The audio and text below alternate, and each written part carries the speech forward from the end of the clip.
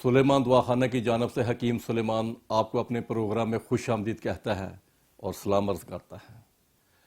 آج کا پروگرام خاص طور پر ان بہن بھائیوں کے لیے ہے جو انفرٹیلٹی یعنی بے اولادی جیسی اذیت ناک بیماری میں مبتلا ہیں اور لاکھوں روپیہ خرچ کرنے کے باوجود بھی اولاد سے محروم ہیں۔ تو پیارے بہن بھائیوں، بے اولادی کی بیماری مرد اور عورت دونوں میں ہو سکتی ہے۔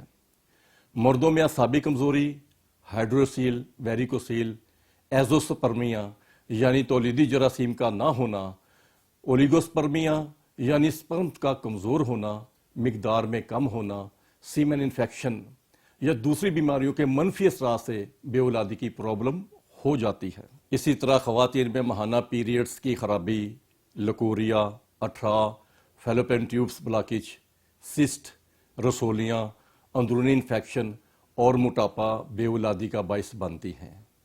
پیارے بہن بھائیوں، مردانہ و زنانہ بانجھپن کے لیے جدید میڈیکل سائنس میں چند مصنوعی ٹیکنیکس استعمال کی جاتی ہیں، یعنی بانجھ مردوں کے لیے ICSI یعنی انٹراسائٹوپلازم سپرم انجیکشن اور بانجھ عورتوں کے لیے IVF یعنی in vitro fertilisation, test tube baby بھی جسے کہتے ہیں، اور پھر IUI کا طریقہ بھی اپنایا جاتا ہے۔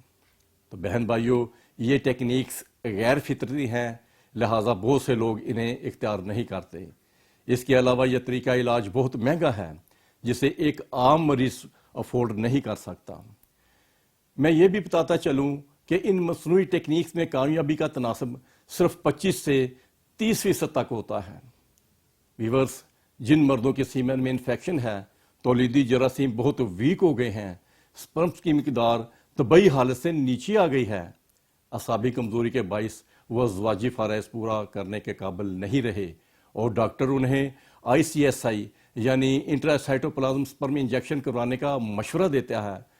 اسی طرح وہ خواتین جنہیں ماہانہ نظام کی پرابلم ہے، لکوریا، اٹھرا، سسٹ، رسولیاں اور ٹیوب بلاکیج کے باعث اولاد سے محروم ہیں اور ڈاکٹرز نے انہیں سرجری، IUI یا IVF یعنی ٹیسٹ ٹیوب بیبی کا مشورہ دیا ہے، وہ بہن بھائی یہ مصنوعی طریقے اپنانے سے پہلے ایک بار مجھ سے ضرور مشورہ کر لیں۔ تو پیارے بہن بھائیوں، اللہ تعالیٰ نے جڑی بوٹیوں میں بہت طاقت اور شفا بخشی ہے۔ میں نے اپنے 30 سالہ طبی کیریئر میں سینکڑوں بے اولاد خواتین و حضرات کا جڑی بوٹیوں سے علاج کیا ہے۔ یونانی میڈیکل کالج میں وائس پرنسپل کی حیثیت سے ہزاروں شاگردوں کو امراض بانجھپن کی تعلیم دی ہے۔ تو بہن بھائیوں، میں خدا کا شکر ادا کرتا ہوں کہ اس ذات باری تعالیٰ نے مجھے انفرٹیلٹی کے علاج میں کامیابی عطا کی ہے۔